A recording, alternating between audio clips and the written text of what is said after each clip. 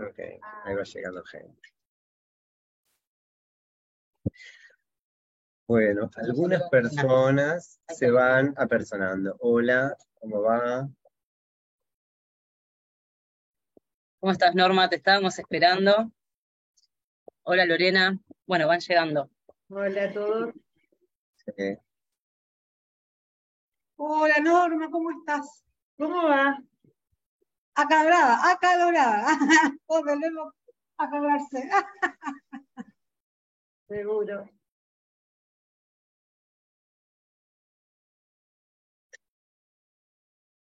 Bueno, vamos a esperar un minutito. ¿Ustedes nos escuchan bien? ¿Nuestras voces salen fuertes, nítidas? Sale perfecto, sí. Sale perfecto. Bueno. Yo estoy admitiendo también, ¿no? Acá. Sí, porque sos coanfitriona. Ahí está Wanda, por ejemplo. Wanda Montero. ¿Es otra del grupo de ustedes? No. Ah, bueno. Conozco a Tere y a Norma. Están ahí filósofas. Creo que van a estar gustosas de filosofar en este espacio con nosotros. Muy bien, muy bien. Ahí entró Wanda. Fanática de Sueñan los androides. ¿Cómo se llama un fan de un podcast? ¿Cómo se llama? Y Seguidor, no habría sé. que inventarlo, ¿no? Casero, es difícil. Claro. No sé.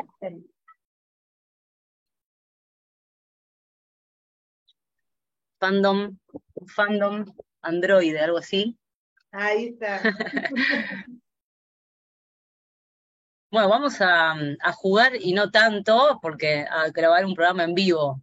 Entonces van a ir viendo, o sea, después lo vamos a contar mejor, pero van a ir viendo algunas cosas que hacemos cuando grabamos el podcast. Es decir, hay un montón de cosas que quizá estén pasando ahora que no van a salir, algunas cosas que digamos que después vamos a editar. Bueno, ese proceso sí vendrá después, pero es lo que hacemos siempre, ¿no? O sea, en general grabamos un programa de 1 hora más o menos, y después lo recortamos y capaz que quedan 50 minutos, 40 y pico de minutos, pero van a ver que el podcast va a tener hoy todos los momentos que tiene habitualmente el programa, ¿no? Exactamente. De hecho, hay un momento final del programa en el que, si alguna vez escucharon el programa, solemos despedirnos de cada emisión haciendo preguntas que no respondemos. Simplemente nos preguntamos cosas, ¿no? Entonces, si habíamos hablado, por ejemplo, no sé, sobre la identidad digital, entonces terminamos haciéndonos preguntas del estilo: ¿será la identidad que tenemos en las redes una forma de escabullirnos de la que tenemos fuera de ella? Y entonces nos alternamos diciendo preguntas. Esas preguntas, en el final de este programa, si ustedes tienen ganas, podemos leerlas de lo que ustedes escriban en el chat. Entonces, si a Norma se le ocurre, mientras va escuchando el programa, una pregunta y la escribe en el chat, o si a Wanda, o si a Sara, que no se llama Sara, pero que puso en el nombre Sara, o a Nélida, que está entrando. No, yo me llamo Sara. Me llamo Sara. ¿Se llama porque me Sara? escribo como Sara, así que está muy bien. bien. Mi nombre es Tere, estoy acá inscrita en todo como Tere, pero mi nombre es Sara públicamente. Bien. Es Bien, como bueno. los trans, Entonces, que tienen su si a nombre. Sara, o a Nélida, o a Jimena, o a Lorena, o a Norma, se les ocurre alguna pregunta mientras escuchan el programa, no una pregunta que nos hacen a nosotros, una pregunta que se hacen acerca de los temas del programa, y la quieren escribir en el chat, entonces cuando esté terminando el programa, las leemos en voz alta como un ejercicio que siempre hacemos al final del programa, de leer preguntas que no serán respondidas por nadie. Simplemente. Mira, ahí me di cuenta que Norma, que yo dije, está en una cabaña, en un bosque. Ahí se le vio. Pero no, ahora veo que tu pelo aparece y desaparece, así que esa especie de madera hermosa de la cabaña, ya veo que no es mentira, pero es virtual. Lo que no es real es el pelo. También, te hiciste una máscara de cabello, muy bien. El batido virtual. Claro, en realidad es morocha de rulos. Bueno, igual qué lindo lo que aparece ahí, porque bueno, una de las cosas que podemos conversar hoy es como la posibilidad de jugar que nos dan, que nos da el mundo digital, ¿no? De jugar a ser otras, a desarrollar otros aspectos. Bueno, vamos a tratar de pensar por ahí. Este es un programa de radio, así que la imagen no tiene ninguna importancia. De hecho, nosotros vamos a compartir pantalla y ya no nos van a ver demasiado. Y vamos a compartir pantalla porque siempre que hacemos el programa, también una de las cosas que hacemos es pasar algunos audios, por ejemplo, el de la introducción. Así que si les parece, esto puede empezar con la introducción y a partir de ahí, no sé si verán las rayitas del programa o el apunte que voy a ir siguiendo mientras hacemos el programa. Pero la idea es que si ustedes además tienen ganas de no mirar la pantalla o de apagar sus propias cámaras o de hacer otra cosa como cuando escuchan la radio, están invitados a hacerlo. Así que bueno, vamos a comenzar, ¿les parece? Vamos a la introducción.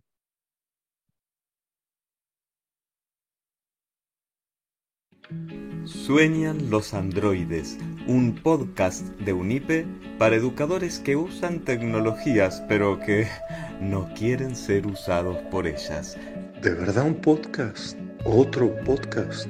Sueñan los androides. Pinceladas filosóficas de voces y sonidos nacidos al calor del pensamiento, en búsqueda frenética de sentidos para esta vida que se robotiza sin remedio. ¡Otro podcast más! ¡No! Otro podcast. Sueñan los androides. Conversaciones sobre infancias, escuelas y mundos tecnológicos. No, otro podcast más filosófico, pedagógico.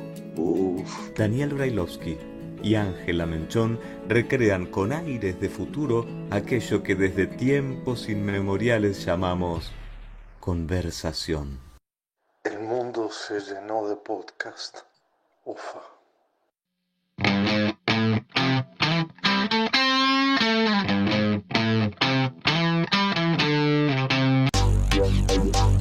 Hola Ángela, ¿cómo te va? Buenas tardes. Buenas tardes. Muy bien, contento de nuevo en tu casa grabando un programa juntos en el mismo lugar y no por Zoom como lo hacíamos en otras oportunidades, pero además lo estamos grabando en el marco de la Semana UNIPE, este evento que la Universidad Pedagógica ordena sus producciones, las expone, da la oportunidad de que desde distintas ventanas en la virtualidad se expongan resultados de investigación, y en nuestro caso, que es una investigación que deviene en un programa de radio, aprovechamos para grabar un programa en el marco de la Semana UNIPE. Y es muy lindo lo que está pasando porque creo que, es la primera vez que estamos grabando el podcast y al mismo tiempo viendo a quienes nos escuchan, digamos, ¿no? Hablando un poco, vamos a conversar un poco sobre las miradas, tener las miradas de aquellos que nos oyen, es totalmente inédito y es un encuentro especial. Exacto. Esas preguntitas que nos hacemos al final, antes de que esa voz finita, medio histérica, cierre el programa, además hoy serán preguntas que los que hoy vinieron al Zoom y que están presentes, redactarán en el chat durante el decurso del programa. No deberíamos dejar, además de recomendar que escuchen los programas anteriores, que están todos en Spotify. Uno busca en el rengloncito de busca de Spotify o en el renglón de búsqueda de Anchor FM, Sueñan los androides, y allí aparecen nuestros 10 programas anteriores. Este es el número 11.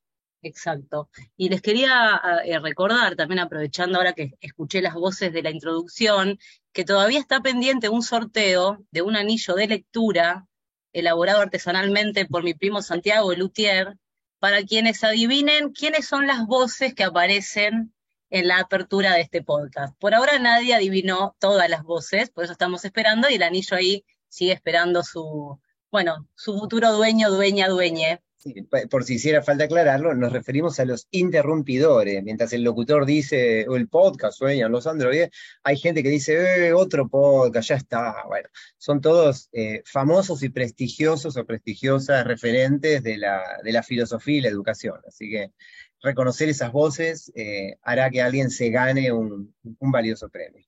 Bien, acá en el chat adivinaron uno, así que pero no vamos a decir más nada, porque si no mi primo se va a tener que poner a hacer toneladas de anillos y me va a matar. De anillos de lectura, de anillitos de madera que sirven para mantener abierto un libro físico mientras se lo lee, cosa que no es un problema cuando se lee en una Kindle o en otro dispositivo electrónico. Bueno, hoy vamos a subrayar algunas cuestiones vinculadas con la cámara, con la mirada, con el acto de subrayar lo visto sacándole una foto, con el acto de subrayarse a uno mismo con la cámara frontal en una selfie, y de alguna manera lo que la mirada y la cámara pueden decir juntas, a dúo, entrelazando sus sentidos. Por eso a mí me gustaría, Ángela, comenzar leyendo un pequeño fragmento de un libro de Fabio Moravito llamado El idioma materno, que tiene un pequeño texto llamado Subrayar libros. ¿Sí?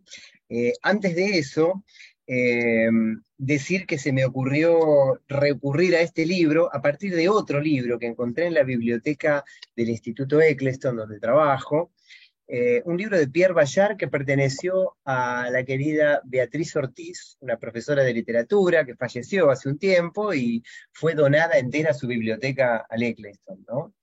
Entonces, entre sus libros, los estuve revisando esta tarde y encontré uno que me parece que es muy divertido y que todavía no leí, pero quiero comentarlo aunque no lo haya leído, porque el libro se llama ¿Cómo hablar de los libros que no se han leído? O sea, que es un libro que te dice cómo hablar de sí mismo, por Bueno, lo menos ahora, en tu cuando situación. cuando ya lo haya leído, entonces este libro Sí. ya no caerá en esa categoría. Pero otros libros que no he leído, puedo hablar de ellos basándome en las enseñanzas que este libro me dará, supongo. Es un libro de Pierre Bayard, no lo leí entero, por supuesto, todavía, porque lo saqué esta tarde de la biblioteca, pero leí el prólogo y parte del primer capítulo, y las partes que había subrayado Beatriz. Porque encontré en este libro marcas hechas con papel pegado cuidadosamente, de esos post-it para no escribir sobre el libro, y algunas páginas dobladas en la esquina. Entonces leí solamente las partes que había subrayado Beatriz, y me parece una manera muy bonita de volver a intercambiar algo con ella, porque me gustaba mucho charlar con ella en los recreos, cuando éramos compañeros, o en los viajes que compartimos. Bueno, así que mi homenaje también a ella, a sus subrayados, y voy a leer el cuentito de Fabio Moravito llamado Subrayar libros, que dice así. Los libros están hechos de frases, obvio, que son como los ladrillos de la construcción, y del mismo modo que es difícil reparar en la hermosura de un ladrillo, las frases, cuando leemos, pasan relativamente inadvertidas, arrastradas por el flujo del discurso como debe ser. El detenerse demasiado en una frase es signo de inmadurez. Lo que importa en un libro es el conjunto, el edificio verbal, no sus componentes. Y sin embargo, es costumbre bastante difusa subrayar libros. El subrayado desmiente el edificio y realza el ladrillo, el humilde tabique comprimido entre 1000 tabiques idénticos. Es una suerte de operación de rescate, como si cada subrayado dijera, salven esta frase de las garras del libro. Eso está buenísimo. Liberen esta joya del pantano que la rodea. Es bien sabido que quien empieza a subrayar no puede detenerse. Los subrayados se multiplican, una plaga se apodera del libro, surge otro libro en su interior, una república autónoma. El subrayador piensa, si subrayé aquella frase, ¿cómo no voy a subrayar esta, y esta otra, y también aquella? El subrayador se vuelve un segundo autor del libro, extrae de este el libro que él hubiera querido escribir. Entra en franca controversia con el libro que lee. El subrayador se vuelve un segundo autor del libro, extrae de este el libro que él hubiera querido escribir, entra en franca controversia con el libro que lee, al que somete a una implacable cacería de frases subrayables. Un día tuve que pedir un libro mío en una biblioteca universitaria para verificar un dato. Descubrí que el ejemplar estaba profusamente subrayado. La cosa me halagó, por supuesto, pues los subrayados son la evidencia de una lectura acuciosa y apasionada. Muy pronto, sin embargo, me invadió una sensación ambigua que se tornó francamente fastidiosa. No estaba de acuerdo con los subrayados. Mi anónimo lector había pasado por alto pasajes que me parecían muy remarcables y resaltado en cambio líneas meramente operativas, inertes. Me hallé en pugna con mi propio libro, trazando mentalmente mis propios subrayados y sacándole a mi libro otro libro, aquel que hubiera querido escribir y que solo ahora me daba cuenta había escrito a medias. ¿Qué dice Ángela? Muy bueno. Y bueno, o sea, me hace pensar como en varias cosas. Primero, en la posibilidad de que cada vez que leemos un libro nos encontremos con distintas cosas que subrayaríamos, ¿no? O sea, si un subrayado es como una especie de huella que deja una lectura. Yo me he encontrado con libros míos, subrayados con distintos colores, donde veo distintas Ángelas leyendo de distintos libros, ¿no? Es decir, el subrayado como si fueran distintos caminos de lectura que van quedando en ese libro y que lo van haciendo personal, ¿no? O sea, porque otra cosa que se juega acá es que cuando uno escribe un libro, escribe un texto, o produce algún tipo de obra, esa obra un poco ya deja de pertenecerle, ¿no? Entonces, bueno, los otros, los que escuchan, subrayan otras cosas que por ahí no son las propias, ¿no? Sí. Alguna vez alguien dijo que Borges dijo, tal vez sea mentira, que la única manera de dejar de corregir un texto que él tenía era publicarlo finalmente, ¿no? Tal vez no sea tan cierto eso, tal vez no sea tan cierto en el sentido de que al subrayarlo se lo sigue corrigiendo de alguna manera. Bueno, pero es interesante ahí como escritor encontrarte con el subrayado del lector, ¿no? Porque puede ser que un escritor no se encuentre habitualmente con el impacto que dejó en quienes lo leen. Y el subrayado es un impacto fuerte, por más que estén en desacuerdo, ¿no? Sí, como es un diálogo. Muy interesante. Bueno, ¿y qué leíste? ¿Qué leímos? ¿Qué otra cosa podemos comentar? Bueno, yo pensaba justamente con esto, vieron que está como el team, como se dice ahora, de los que están totalmente en contra de subrayar los libros. O sea, yo soy de las que subrayan libros, pero hay gente para la que subrayar un libro es casi una herejía. Y en ese sentido, en esto de pensar quienes están a favor de subrayar los libros y pensar quienes están en contra de subrayar los libros, pienso en la escritura que traje. Y lo que traje para compartir con ustedes es un texto de Platón, un texto escrito en el siglo V a.C., porque me interesa pensar desde ese texto de Platón, de una cita que elegí, pensar el carácter ambiguo, ambivalente de las tecnologías, ¿no? De las prácticas tecnológicas. Es decir, nosotros en programas anteriores hemos tratado con Dani de corrernos de estos modos de pensar las tecnologías que tratan de cuadrarlas en tecnologías buenas, tecnologías malas. Hemos tratado de salir de los usos moralizantes. Y se me ocurrió, leyendo a algunos autores últimamente y volviendo a Platón, que siempre está bueno volver a Platón, ya sea para pelearse con él, para reencontrarse con él, en el concepto de fármacon, ¿no? O sea, fármacon en griego es una palabra que significa al mismo tiempo veneno y remedio, ¿no? Es como quizá el uso que nosotros le damos a la palabra droga. O sea, la droga te puede curar, también te puede matar, todo es cuestión de dosis, todo es cuestión de las prácticas de cuidado en las que uno enmarca, ¿no? Esa práctica, ese objeto. Y hay un diálogo de Platón que se llama el Fedro, en el que Sócrates, aquel maestro de Platón, discute con Fedro sobre la escritura. Sócrates era un fanático del habla, digamos, de la oralidad. Y cuando se empieza a insertar la escritura y los discursos se empiezan a escribir, Sócrates es uno de esos que pone el grito en el cielo, ¿no? Como muchos a veces ponemos el grito en el cielo cada vez que sale una tecnología nueva, una inteligencia artificial, un smartphone o lo que sea que en el momento se esté discutiendo. Entonces, en ese diálogo, Sócrates cuenta una historia de un rey de Egipto, Tamus, al que un día se le presenta un dios, y ese dios le empieza a ofrecer distintas artes y le muestra las ventajas de las distintas artes, y entre esas artes le habla de la escritura. Y le dice lo siguiente: les pido paciencia, porque siempre volver a los griegos requiere otros tiempos, ¿no? Y dice lo siguiente: pero cuando llegaron a lo de las letras, dijo Zeus, el dios, este conocimiento, oh rey, hará más sabios a los egipcios y más memoriosos, pues se ha inventado como un fármaco de la memoria y de la sabiduría. Pero él le dijo: oh artificiosísimo Zeus, a unos les es dado crear arte, a otros juzgar qué de daño o provecho aporta para los que pretenden hacer uso de él. Y ahora tú, precisamente, padre que eres de las letras, por apego a ellas, les atribuyes poderes contrarios a los que tienen, porque es olvido lo que producirán en las almas de quienes las aprendan.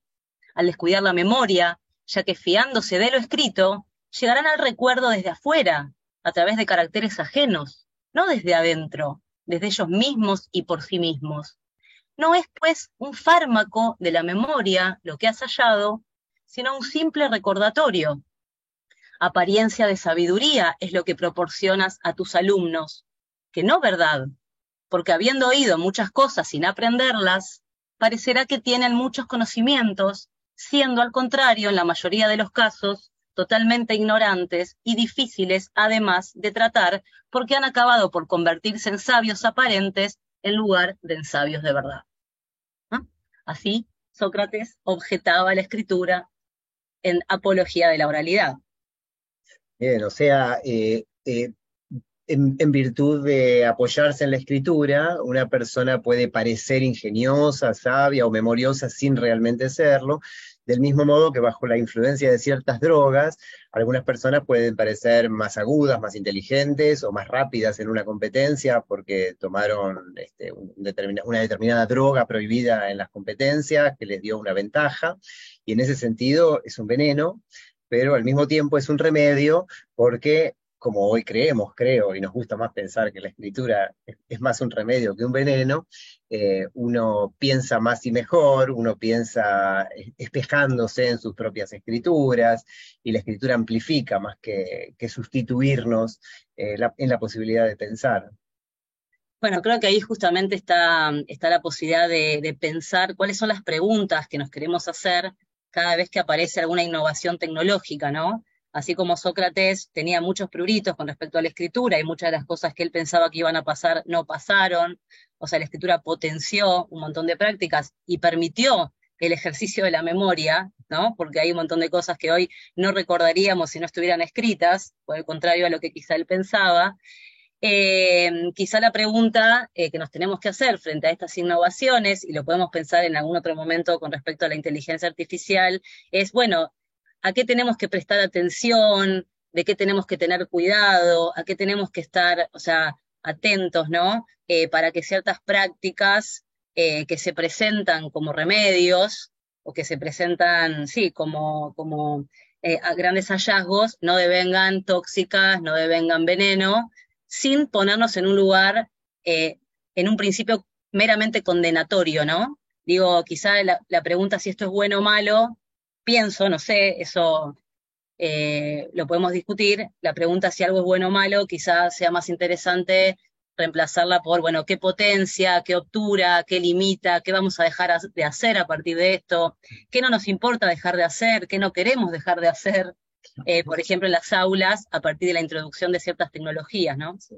Sí, estamos un poco movilizados, digámoslo, por el lanzamiento hace apenas 1 o 2 semanas de un sistema de inteligencia artificial que tiene una eficacia mayor de los que se venían viendo hasta hace poco, ¿no? No sé, para el que no esté al tanto, tiene que ver con un lanzamiento de Microsoft, del buscador Bing y de lo que llaman el chat GPT. No se trata de nada revolucionario, pero sí que corre un poquito la línea de lo que esperábamos que sucediera en términos de inteligencia artificial. Pero no vamos a dedicarnos en este programa a comentar eso, sino que para comentar eso fuimos hoy a la biblioteca y nos compramos un par de libros y nos tomaremos unos meses para empezar a querer decir algo. Y de paso rehuimos del barullo coyuntural que posiblemente está generando cuando algo se viraliza y que a nosotros no nos interesa en lo más mínimo. Tal vez pueda ser un buen momento para introducirnos literariamente en el tema de hoy, en la cuestión del día, entrando un poquito a la cuestión novelística a la que nos habíamos convocado y que anunciamos hoy, ¿no? Y vamos a compartir una lectura que estuvimos leyendo. Antes les quería recomendar un texto interesante que se llama El tercer cerebro, pequeña fenomenología del smartphone, de Pierre-Marc de Biasi, que es uno de los autores contemporáneos que retoma la noción de fármaco para hacerse preguntas sobre la introducción de los smartphones, ¿no? Él es un poco más pesimista con respecto a quizá otros autores, como por ejemplo Stigler, que ven en las tecnologías digitales esta ambivalencia farmacológica. Bueno, De Biasi es un poquito más pesimista, pero creo que abre la posibilidad de hacernos todas estas preguntas que decíamos antes, ¿no? Bueno, y hablando de tecnologías que nos perturban, que nos hacen hacernos preguntas inquietantes respecto de hacia dónde está yendo la cultura digital, trajimos una novela de una autora que se llama Samantha Schweblin. Es una autora argentina, escritora argentina, que vive desde hace ya mucho tiempo en Alemania. que escribió en el 2018 esta novela llamada Kentuckys. No sé si la han escuchado nombrar, si la pudieron leer. Bueno, yo la estoy mostrando ahí, aunque esto no va a ser televisado.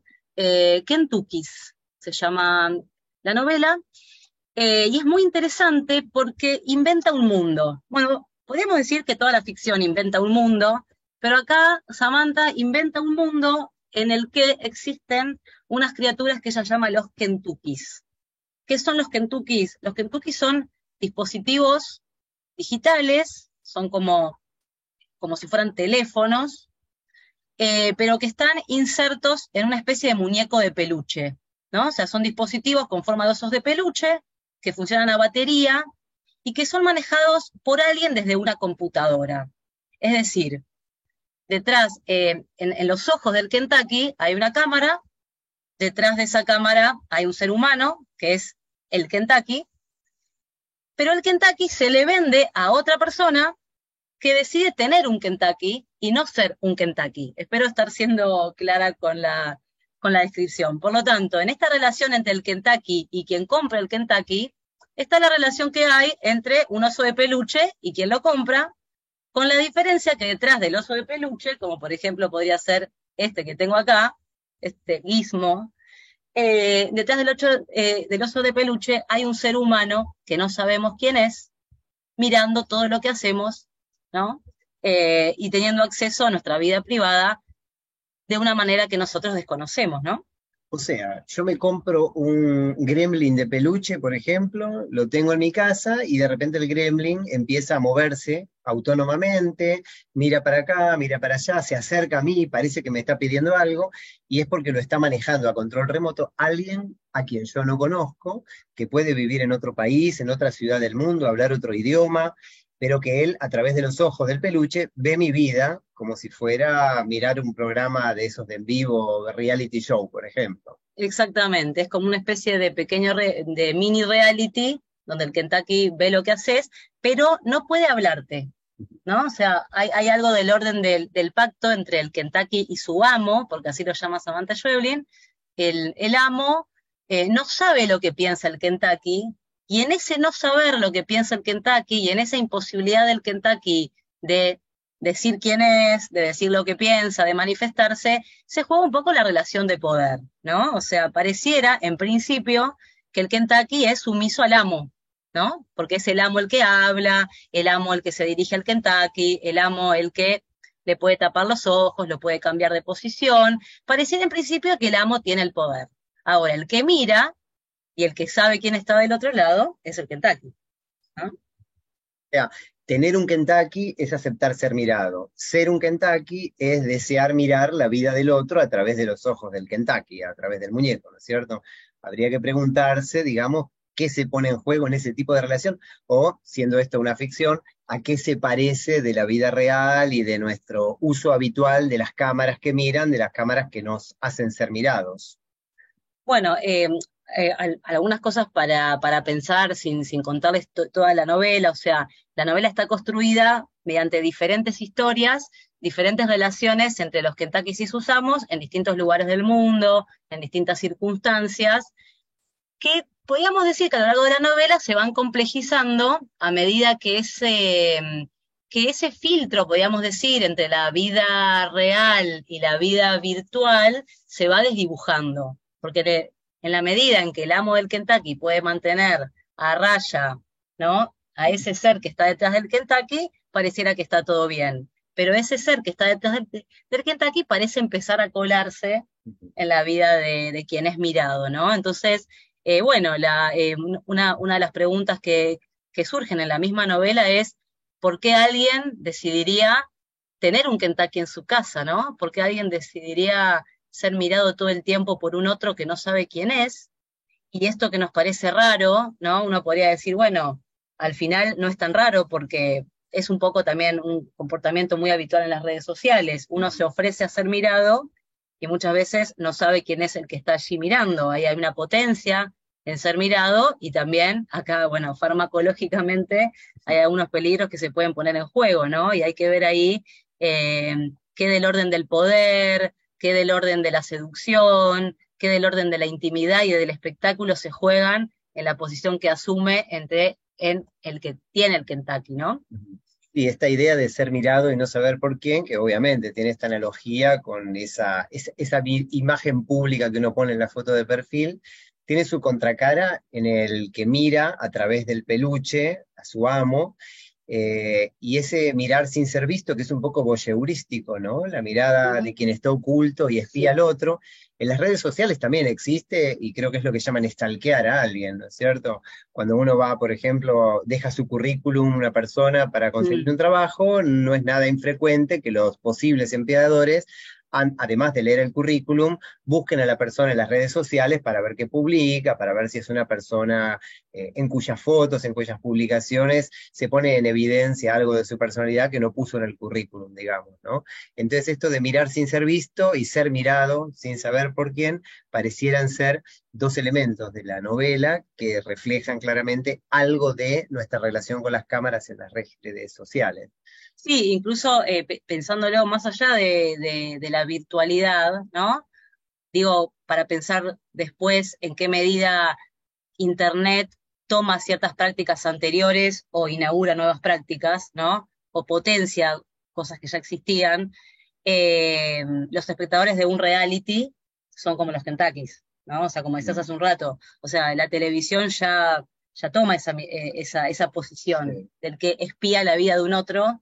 Y bueno, así como mucha gente se preguntaba cómo puede alguien espiar la vida de otro puede ser muy interesante, ¿no? O sea, bueno, de hecho hay muchos programas que se alimentan de eso, pero más allá de la televisión, espiar la vida de un otro puede ser interesante incluso en la vereda del barrio, ¿no? Sí, bueno, los antropólogos lo hacen todo el tiempo, claro, cuando hacen etnografía y se sumergen en una comunidad o en una cultura a la cual, sumergiéndose allí, pretenden conocer científicamente, ¿no?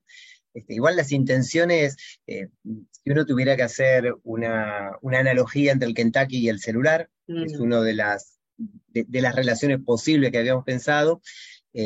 No sé cuánto tiene de mito urbano que si uno habla delante del celular de ciertos productos, después le aparecen publicidades, por ejemplo, en el Instagram o en las redes que utilice, le aparecen publicidades de aquello que nombró en las conversaciones. Pero más allá de si es cierto o no que las cámaras o los micrófonos de los celulares se utilizan para ese tipo de espionaje comercial, lo cierto es que cuando nosotros introducimos texto en un buscador, cuando nosotros navegamos por ciertas páginas, no tenemos la sensación de estar siendo mirados. Y sin embargo, ahí no cabe ninguna duda de que estamos siendo mirados, de que los datos que nosotros introducimos a través de nuestras búsquedas, de nuestros logins, de nuestras interacciones con otras personas en distintas páginas de Internet, generan un corpus de datos muy fuerte que es utilizado mediante algoritmos para fines sobre todo comerciales, ¿no es cierto? Comerciales, políticos, etc.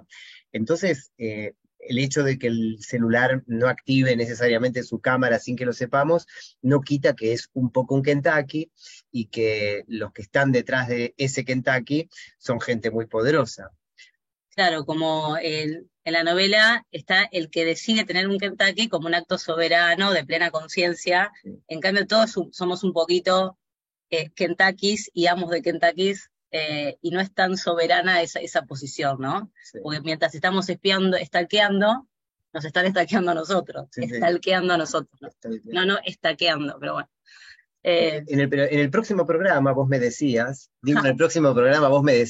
para quien piense que estoy loco, porque el próximo programa ya lo grabamos, pero todavía no se publicó. Entonces en el próximo programa, en el futuro anterior, vos me decías que recordabas aquella transición que analiza Foucault en el tránsito de un poder soberano, un poder centrado en el rey, digamos, y el poder disciplinario, digamos, la sociedad disciplinaria, y qué implicaba desde el punto de vista de cuánto sabe el pueblo del rey, del príncipe, o cuánto sabe el príncipe acerca del pueblo, y una inversión que ahí se estudia, ¿no es cierto? Bueno, en las sociedades en las que el poder se ejerce desde el rey, desde un poder soberano, el pueblo sabe mucho del rey, sabe cuándo cumple años, comenta los trajes que utiliza, van al casamiento de la princesa, etc.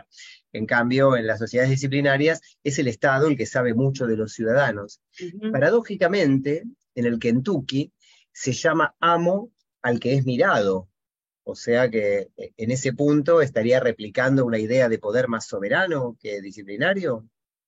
Y en principio parecería que sí. En principio parecería que el acto de tener un Kentucky es ocupar una posición de poder, porque sí, o sea, hay una relación de poder que se puede establecer con ese Kentucky, o sea, de hecho hay personajes que le vendan los ojos, que los dañan, que los tiran, que los desconectan, es decir, se puede ejercer actos de violencia o de poder de otro tipo sobre el Kentucky. Pero a medida que va transcurriendo la relación, la pregunta por quién tiene el poder en esa relación se va complejizando. Es decir, en la medida en que el amo deje al Kentucky ser, ¿no? Y no lo rompa o no lo apague, esa cuestión del poder, o sea, se va como transformando, ¿no? Pensaba o sea, me acordé de algo que dice Foucault al respecto, de esto que decías antes, en Vigilar y Castigar, cuando Foucault habla del poder disciplinario, cuando habla de la escuela, el ejemplo de la escuela, o sea, para pensar un poquito esto capaz en el aula, lo que dice Foucault que el poder disciplinario está armado para que el maestro mire todo el tiempo, no, o sea, perdón, para que el maestro sea observado por los demás, ¿no? Y ocupe como ese lugar soberano. El aula como auditorio, El ¿no? aula como auditorio, claro, el docente como una especie de actor que se pone en un lugar de plena visibilidad, y dice que esta relación se invierte en el examen. En el examen es la primera vez que el docente mira, ¿no? En vez de ser mirado. Por supuesto, en una concepción de la educación muy verticalista como es la de la sociedad disciplinaria, ¿no? Pero bueno, nos podríamos preguntar qué tipo de miradas, ¿no? se generan entre docentes y estudiantes en las aulas. Si son miradas que están cargadas de poder, ¿no? O sea, quién es el que mira, quién es el que es mirado, si son miradas cargadas de asimetrías, o si pueden pensarse otro tipo de miradas más, bueno, más compartidas, más horizontales, más sensibles, ¿no? Sí. Bueno, hace algunos años, cuando nosotros investigábamos el examen, las situaciones de evaluación en relación a esta investigación que se plasmó en nuestro libro Experiencias de Escritura en la Formación del 2014, mira, ya casi 10 años han pasado. En esa oportunidad, algunas de las entrevistas a personas que hablaban de situaciones de examen en las que nosotros esperábamos encontrar relatos de miedo, relatos de terror, qué mal que la pasé, me puse muy nervioso, el tribunal estaba allí para juzgarme. Algunas personas contaban que esa conversación había sido el privilegio que tuvo de tener una conversación uno a uno con un profesor con el que había tenido una linda experiencia y al que admiraba, y al que a lo mejor había leído en los libros, y entonces era la oportunidad de conversar. A lo mejor las clases habían sido más para escuchar, el aula como auditorio, y esa era la oportunidad verdadera de conversar de igual a igual o de uno a uno, ¿no? Y eso nos sorprendió un poco también. Sí, sí, es otro juego de miradas distinto. Otro de los ejes o de los puntos que me parecían interesantes que se abren en Kentucky es, bueno, como la dimensión lúdica que pueden tener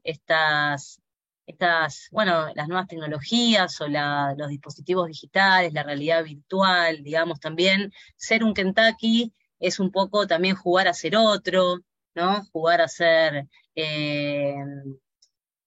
vivir otras vidas, ¿no? O sea, es la posibilidad de vivir otras vidas. Quizá hay algunos de los personajes que conocen por primera vez la nieve a través de su Kentucky, ¿no? O que por primera vez, no sé, tienen una relación de cuidado con un otro a través de ser Kentucky, ¿no? Y eso es interesante también en qué medida los avatares o la virtualidad nos permite ampliar las posibilidades de nuestras vidas offline, o en qué medida los avatares y la realidad virtual es una fuga de esa vida offline, o qué diálogos se establecen entre la vida offline y la vida online, ¿no? Eso después quizá lo podamos pensar con Grillo. Sí, sí, con Grillo. Hoy vamos a tener como invitado a Oscar Grillo dentro de un ratito, vamos a escuchar un poquito de su voz. ¿Tenés ganas de que pensemos un poco dentro de las aulas qué pasa con estas posiciones de ser mirado? O en general, cuando las cámaras aparecen en la vida social o en la vida escolar, qué distintas alternativas se despliegan frente a las cámaras, posiciones de subjetividad. Lo estamos pensando en el ejemplo literario de Samantha Schweblin, lo estamos pensando en relación a las redes sociales. A partir de ahí, claramente hay por lo menos dos posiciones muy diferenciadas, ¿no? La de mirar y la de ser mirado. La de estar del lado que la cámara enfoca o la de estar del lado que la cámara permite encuadrar algo del mundo, ya sea para capturarlo, para vigilarlo, para acceder a ello, ¿no? Entonces, cuando uno se ve a sí mismo en la cámara, por ejemplo, a través del uso de la cámara frontal, la que utilizamos para sacar las típicas selfies o autofotos, digamos, la primera representación que existe de eso, lo primero que a uno se le ocurre, creo, es la representación banal del narcisismo, del qué linda que estoy, qué guapo que soy, mírenme, ¿no es cierto? Algo de cierta posición hedonista. Pero también mirarse en la captura de la pantalla, como en un espejo, es como mirarse al espejo, literalmente. Uno explora ciertas variantes, uno busca otros ángulos, uno se acerca, se aleja. Es una forma de conocimiento. Cuando yo era chico no existían las cámaras digitales, ni mucho menos las cámaras frontales. Los registros que yo tengo de mi primera infancia son registros fotográficos, algunos en color, otros en blanco y negro, pero pienso que los que crecieron en épocas posteriores hoy pueden ver un video absolutamente nítido, escuchar el sonido de su voz. Hay una cantidad importante de registros que a lo mejor tienen que ver con una forma de autoconocimiento del propio cuerpo, de la propia corporalidad. ¿Habrá en ese espejo de las cámaras una ventana a nuevas corporalidades, por ejemplo? Bueno, yo pienso en algo que se abrió con la pandemia, bueno, con la pandemia trajo las clases sincrónicas y bueno, esta cuestión de estar todos juntos en un Zoom, de repente en una clase, la posibilidad de mirarse mirando, la posibilidad de mirarse siendo estudiante, Sí. la posibilidad de mirarse en posición de alumno, no sé, es raro tener un registro de eso, o mirarse enseñando. Cuando estás en un Zoom y te mirás a vos mismo prestando atención a lo que el profesor dice, por ejemplo. Claro, o sea, te estás mirando como aprendiendo, no sé, como para decirlo muy simplificadamente, ¿no? Pero te ves en posiciones que habitualmente no te veías. Yo no tengo fotos de cuando iba a la escuela, o sea, tengo fotos de la escuela muy pocas y nunca en una situación de aprendizaje en un aula. Digo, no me vi a mí misma en la escuela ni aprendiendo ni enseñando, y ahora, bueno, esa posibilidad es por lo menos inédita, ¿no? No sé si tiene alguna potencia, pero abre algunas aristas que antes creo que no. Entonces uno puede ver cómo usa el cuerpo, uno puede ver cómo usa la voz, uno puede ver ciertas posiciones que adopta, y bueno, hay que ver qué se puede hacer con eso, ¿no?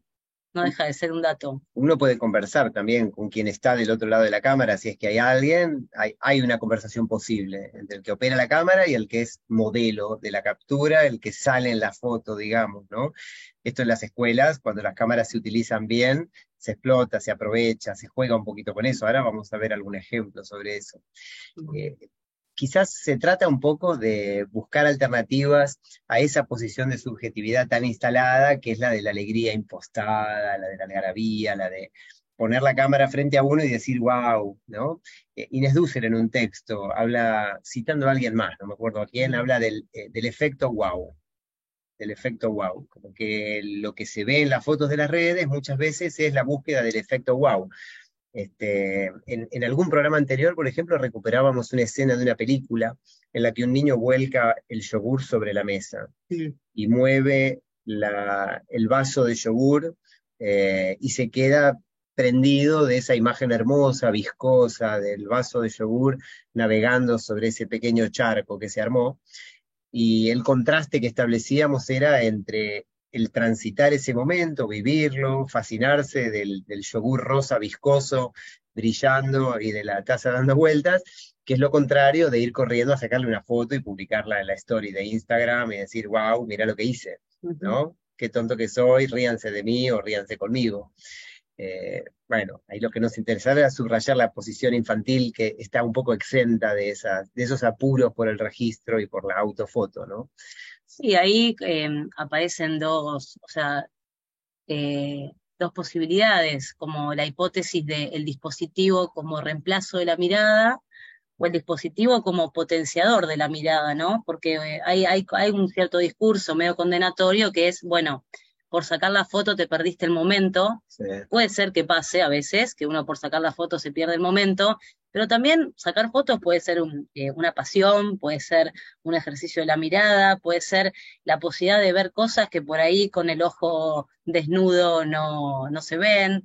Cada técnica o cada artefacto, mejor dicho, habilita a ver cosas distintas, ¿no? Una cosa es lo que te habilita a ver una cámara de fotos, lo que te habilita a ver una cámara de video, lo que te habilita a ver una Polaroid o un VHS o un celular, es decir, creo que también podemos pensar los dispositivos como prótesis culturales que nos permiten también mirar otras cosas, ¿no? Digo, para no caer también en esas miradas condenatorias. Pero sí, bueno, es una pregunta porque a veces necesitamos tanto registro. O sea, la posibilidad de dejar registro hace que necesitamos la necesidad de dejar mucho registro. Bueno. Sí. Sí, la cuestión del registro es central, ¿no? Cuando en un evento que se han compartido entre muchas personas, se decide sacar una foto grupal, no alcanza con una foto, hay que hacer la pila de celulares del lado con el que va a sacar la foto para que quede capturado en todos los dispositivos, aunque bueno, después existen medios para hacer llegar las fotos, pero ante la mínima desconfianza de que no se la vayan a uno a mandar, se arman esas seguidillas de fotos, ¿no? Y la obsesión por el registro contrasta con el uso escolar del registro, ¿no es cierto? Digo, una maestra jardinera o un maestro jardinero que a lo largo del año vive muchas situaciones interesantes, siempre tiene ganas de hablar de las cosas que le pasan, y la posibilidad de disponer de una cámara y de un grabador y de todas las formas de registro que tiene el celular, hace que uno pueda hacer un poco de etnografía, de registro, pensar al archivo como una tarea creativa puesta en función de una comprensión de esa escena áulica que uno habita con tanta frecuencia y con tanta convivencia cotidiana con los alumnos, ¿no? Como nos dijo una vez Pesetti, ¿no? La convivencia es la característica de la vida en las aulas. Nos vemos todos los días, de lunes a viernes, de 9 a 12, ponele. Y entonces, en esa inmersión casi etnográfica que tenemos con nuestro propio grupo cuando somos maestros en un jardín, la posibilidad de echar mano del celular para guardar imágenes, guardar texto, guardar sonidos, es interesante, ¿no? Sí, porque hay algo que nos permite el registro, que es volver sobre algo, ¿no? Que por ahí, y en ese sentido quizá también nos permite construir experiencia, porque hay escenas que pasan, se van, y que quizá no nos agarran tan atentos en el momento, y a veces volver sobre ellas, que es una posibilidad que nos dan los registros, nos abre toda una posibilidad de pensar, de compartir, de conversar en torno a una situación, digamos, producir conocimiento de alguna manera requiere poder volver sobre la experiencia y hacer algún tipo de reflexión, y sería muy difícil producir conocimiento si no tenemos registro. Por eso, volviendo al Fedro, ¿no? Es decir, la escritura como un modo de registro, que quizá la oralidad no permite, con toda la riqueza también que tiene la oralidad, ¿no? Y bueno, y ahí podemos pensar también la relación entre tecnologías y memoria, que creo que en algún momento lo hemos hablado, ¿no? La memoria de alguna manera también requiere que queden huellas plasmadas a las que podamos volver cada tanto. Qué linda esta idea de releer lo que sucedió en las aulas a partir de los registros, ¿no? Por supuesto, también las aulas, como cualquier espacio de encuentro, merecen la intimidad y la posibilidad de que no se esté registrando todo el tiempo y de cualquier manera. Pienso en una maestra que, no sé si lo conversamos en algún programa anterior, que conversaba con los chicos en su grupo y surge una pregunta: ¿cuántas patas tiene una araña? Y la maestra enseguida saca el celular y lo googlea. 8 patas tiene, dice, acá lo dice Wikipedia. Y después, cuando está cenando en su casa, con su marido, se lo cuenta, y el marido le hace notar, le dice, pero cuando yo saco el celular en medio de la cena, vos siempre me decís que no lo saquen, dice, que te molesta eso. ¿Por qué no pensás que no le va a molestar a los chicos que en medio de una conversación se interrumpa para chequear un dato en Google? Porque es cierto que se terminaron las incertidumbres en las conversaciones desde el momento en que todo es inmediatamente verificable. Entonces la maestra se pregunta, ¿Valía la pena realmente para responder a esa pregunta, recurrir a la respuesta que mata la pregunta en forma instantánea? ¿O valía la pena convertir esa pregunta en una ocasión de investigar juntos de otra manera, de hacernos otras preguntas, etcétera, ¿no? Sí, ahí también, o sea, me pregunto, si hubiera preguntado lo mismo, si hubiera chequeado un diccionario, ¿no? Porque hay como una especie de, bueno, creo que lo hablamos en alguna ocasión a esto, como parecería que las tecnologías tienen que pedir permiso para entrar en las conversaciones, ¿no? Y quizá otras tecnologías, como por ejemplo el diccionario, que no deja de ser una tecnología, si yo hubiera abierto un diccionario y buscado la palabra araña, a ver para cuántas patas tenía, quizá no hubiera sentido tanta, No hubiera cuestionamiento no se hubiera ético alguno. cuestionado, ¿no? Pero bueno, parece que estamos en un momento histórico donde todavía hay que, o sea, la tecnología tiene que justificarse mucho para irrumpir en la conversación. Que quizá un libro ya tiene el lugar ganado desde hace siglos, ¿no? Sí, como si todo lo tecnológico viniera de otro mundo o fuera hacia otro mundo, Claro, y de alguna manera nosotros vivimos en un mundo y lo que está en Internet pertenece a otro mundo al que a veces deseamos acceder o sentimos que tenemos derecho a acceder, claro. saltando la brecha digital, y en otros momentos queremos mantenernos alejados de ese mundo porque nos contamina con su apuro, con su urgencia, como si la urgencia fuera de ese mundo y no nuestra. Claro, claro, como si no, hubiera un mundo que no está contaminado por esas dinámicas que la tecnología nos estaría... Exacto. Mientras la computadora... Internet, ¿no? Internet. Claro, mientras Internet esté desconectado, estamos a salvo de todas esas perversiones que la Internet trae, ¿no? Claro. Bueno, Hay que ver, vamos a ver. hay un investigador, se llama Oscar Grillo, lo venimos anticipando, que tiene algo para decir acerca de eso, ¿no? Porque él estaba pensando en la cuestión de la Internet como un mundo aparte o en la Internet como parte de este mundo, ¿no? ¿Qué nos dice Oscar Grillo sobre eso? Internet fue creada, inventada como un mundo aparte, y, digamos, y es una narrativa sobre lo tecnológico que está muy fuerte desde la creación de Internet hace casi 30 años, digamos, y se renueva de distintas maneras, digamos. Lo que hemos hecho, un conjunto de investigadores desde las ciencias sociales, es dar vuelta a la cuestión y ver, decir que mirar Internet como parte del mundo, digamos. Una narrativa, digamos, preanuncia permanentemente que hay un mundo nuevo gracias a la tecnología. La otra va sencillamente y mira qué es lo que está pasando y hace una evaluación de lo que está pasando. Seguramente siempre hay cosas nuevas y siempre hay promesas que no se cumplen. Claro, después, esto está tomado de una entrevista que le hicieron hace un tiempito a Oscar en Uruguay, en Montevideo, y con respecto a esas promesas incumplidas, hablaba, bueno, de la promesa de la democratización, de la promesa de la horizontalidad, de la promesa de que iba a venir a mejorar nuestras vidas en muchos sentidos. Bueno, en algún punto plantea que son promesas incumplidas, ¿no? Pero lo lindo, lo interesante de este planteo, la Internet como un mundo aparte, o la Internet como parte del mundo, es que denuncia cierto asombro embobado, ¿no? Ante las potencialidades del Internet, como si el mundo de lo virtual fuera un mundo que no tiene nada que ver con nuestro mundo. Un mundo en el que pueden pasar cosas totalmente desligadas de nuestras creencias, nuestras convicciones en el mundo material. Sí, y con la categoría, él dice que son dos narrativas, ¿no?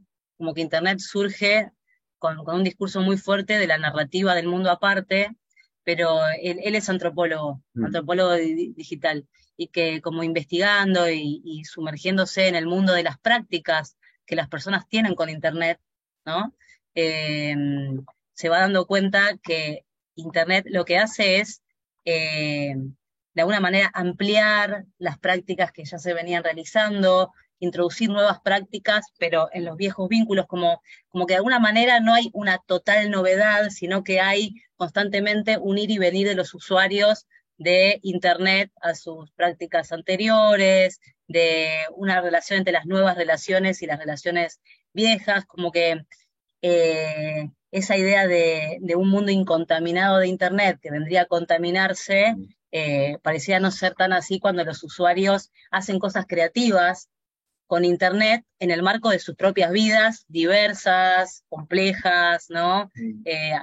Y atravesadas por otros dispositivos también. Sí. Sí, la idea de Internet como un mundo aparte, además, se expresa todo el tiempo en afirmaciones del tipo de el derecho al acceso, digamos, que es una proclama que el hecho de que estén las leyes está muy bien, digamos, en el sentido de que está comprobado de que cierta forma de acceso a las tecnologías digitales facilita la escolaridad, facilita las trayectorias escolares, pero saliendo del registro sociológico, digamos, la idealización de ese mundo como un mundo al que se accede forma parte también de esta separación de la Internet como un mundo fuera del mundo. Las experiencias inmersivas, las experiencias de eslóganes como no hace falta viajar para estar en un lugar, porque lo puedes ver por Internet, digamos, el ensalzamiento de las experiencias virtuales como si se tratara de un equivalente de las experiencias reales, pero que transcurren en este otro universo, que es el del dispositivo conectado. Y la narrativa del mundo aparte, o sea, también dice Grillo que es como que nos pone en un lugar como medio pasivo, ¿no? O sea, frente a ese mundo digital, cuando en realidad dice algo así como, o sea, leí en uno de los textos de Grillo, dice, no es la virtualidad ofrecida por la mediación electrónica lo verdaderamente importante, sino lo que la gente hace con ella, ¿no? Internet permite disponer de un mayor stock de material del cual la gente común puede crear los guiones de mundos posibles, identidades imaginadas, ¿no? Es decir, poner también, o sea, pensar un poco que lo que ocurre con Internet también lo vamos creando nosotros con nuestras propias prácticas. O sea, no es que es un mundo autónomo de nosotros. Bueno, después hay algunas preguntas en el chat que están muy buenas como para ir pensando esto, ¿no? O sea, creo que también la pregunta es, ¿en qué marcos políticos, en qué marcos vinculares, en qué marcos sociales, en qué contextos se realizan las prácticas tecnológicas y con qué fines, con qué sentidos, en qué relaciones, ¿no? Se entraman esos usos, como teñir, digamos, de alguna manera, de una situacionalidad cada uso de Internet y no pensar en Internet como algo etéreo con lo que no tenemos nada que ver, ¿no? Vos hace un ratito hiciste una observación interesante respecto de qué hubiera pasado si esa maestra, en vez de buscar en Internet cuántas patas tiene una araña, lo hubiera buscado en un libro o en un diccionario.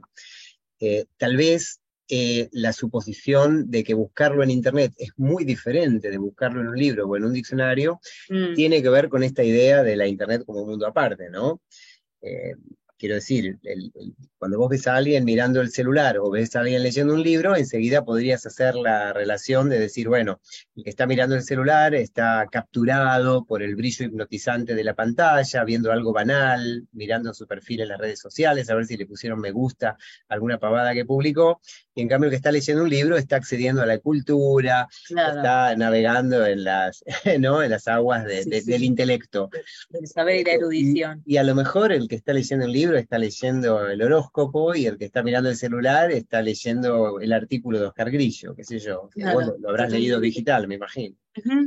Bueno, pienso en una frase que a mí me gusta mucho de Bruno Latour.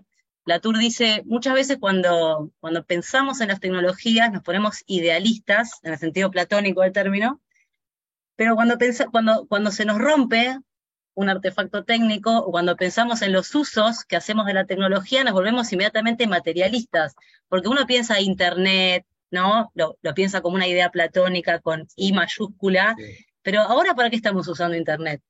Vos, o sea, capaz que de la mañana hiciste una compra de un bolsón de verdura por chat, y o sea, y como decías, te comunicaste con tu mamá para ver cómo estaba, y pagaste un impuesto, y en realidad estamos muchísimo más imbricados en nuestra vida cotidiana, y las tecnologías forman parte de nuestro mundo, y es muy difícil pensarnos sin ellas, ¿no? Y por eso, bueno, esto hemos hablado en otros episodios, el artefacto roto desnuda la íntima relación que tenemos con ellos, ¿no?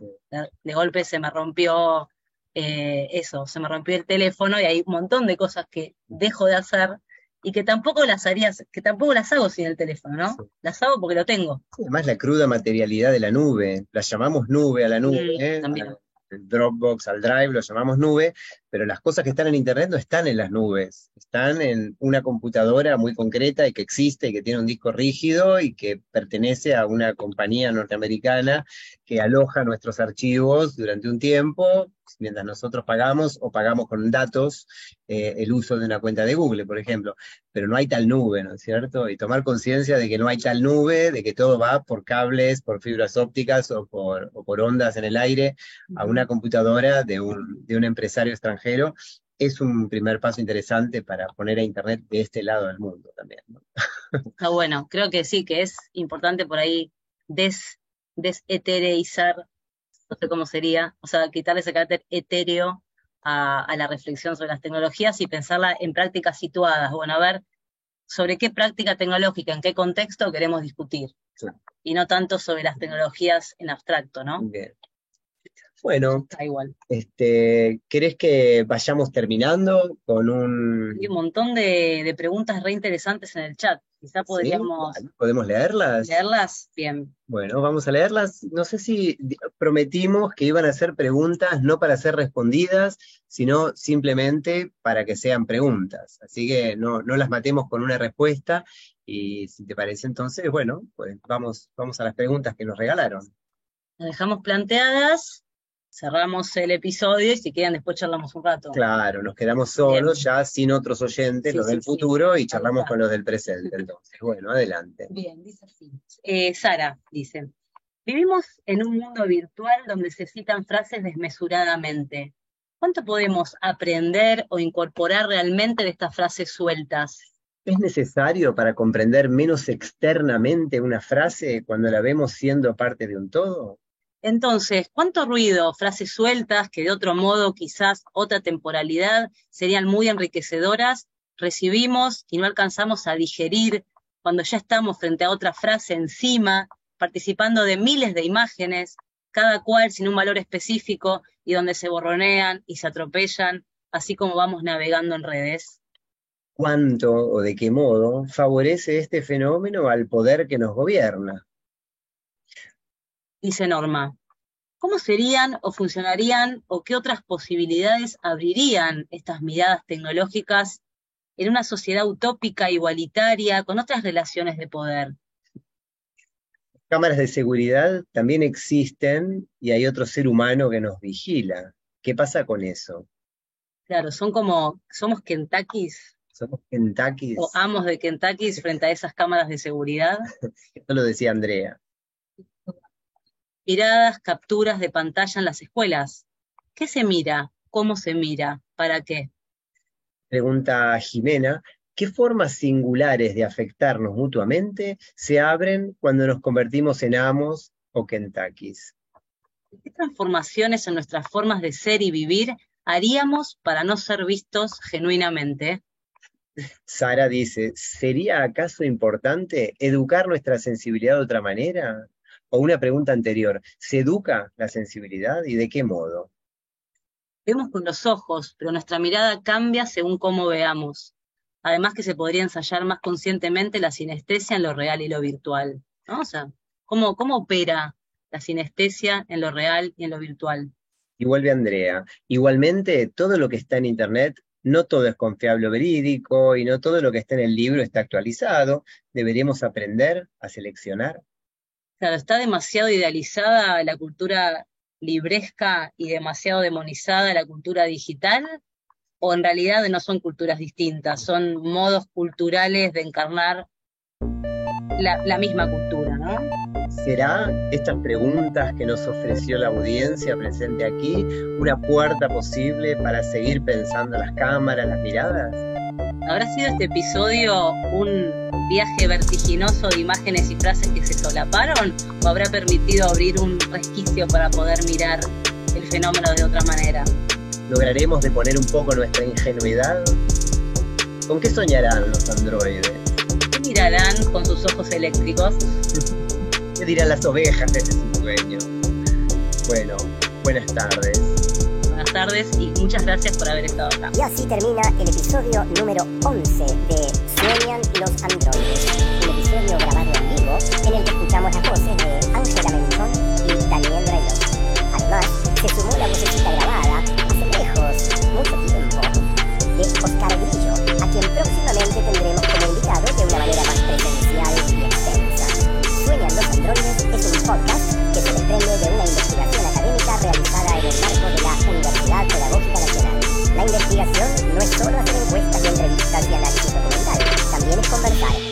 espacio La Investigación Conversa. Hasta pronto, androides. Síganos en Instagram, Androides Podcast.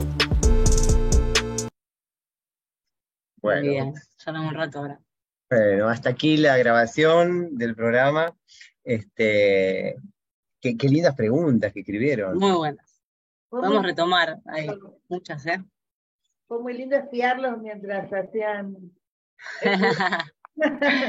Fueron nuestros Kentuckys, un poquito.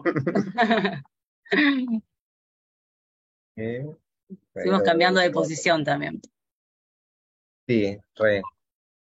Bueno, gracias por la participación. O sea, en general, bueno, no nos pasa tan así tener la Sí, fue devolución directa. raro para nosotros Sí, también, sí. ¿no? Tener gente delante, siempre grabamos a solas.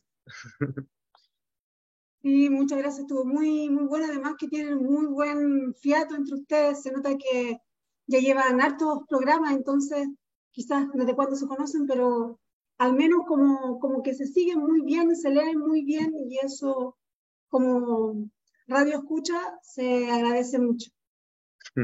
Qué bueno. Antes de hacer este podcast, o sea, con Dani nos conocemos ya hace más de 10 años, teníamos una página que se llama No Puedo Negarle Mi Voz, que era una página de entrevistas, que era, bueno, un poco una apuesta a la oralidad, a los Sócrates, en épocas donde quizá no estaba tan instalado lo del podcast y eso, así Está que más bueno, ya. ubicado del podcast, está muy Sí, buena sí. la introducción. Otro podcast, no, ¿por qué? Bueno, y algunas voces les tienen que sonar, ¿eh? Por lo menos a Tere y a Norma les doy pistas. Si eran dos, porque si eran dos acabo de ganar. A ver, no eran dos, pero una seguro que la sacaste. Ya te reconozco una voz más. ¿Quién es? Bueno, sé que no son dos, así que tengo que buscar. Son más. Seguí pensando. Falta poquito. No, Pero hay una que... Me encanta, porque me hace pensar, es activo, es atractivo, buscan textos lindos. En general los escucho no en el momento del programa, sino cuando estoy cocinando, cuando voy en el colectivo. Y es como esas posibilidades de la tecnología de en vez de ocupar la cabeza en las divagaciones o en esos soliloquios que no conducen muchas veces a nada, poder ocuparla y seguir pensando mientras está haciendo. A mí me parece bueno, a mí me fascina mucho la tecnología, aunque no la manejo bien. Pero para más, digo, no me ¿Cómo que no la manejas bien? Mirá el fondo que te pusiste. Totalmente. Juego. Alta cabaña, Alta cabaña. Hola Mariela, está Mariela Rosas ahí, mirá qué lindo. No, Hola, medio tarde, pero bueno, me conecté. Buenas tardes para todos. Muy bien. Mi amiga de Lincoln. La conozco también a Jimena de la cursada de Taller 1, ¿no? Sí, ahora en la última materia. Vamos a estar en Taller 3. Ahí estaremos, Sí. ambos somos profesores de esa materia. Qué bueno. Bueno, si les parece, corto la grabación, como para que nos quedemos solos y no haya ningún Kentucky mirándonos. Bien. Bueno, gracias por mirarlo después a los Kentuckys.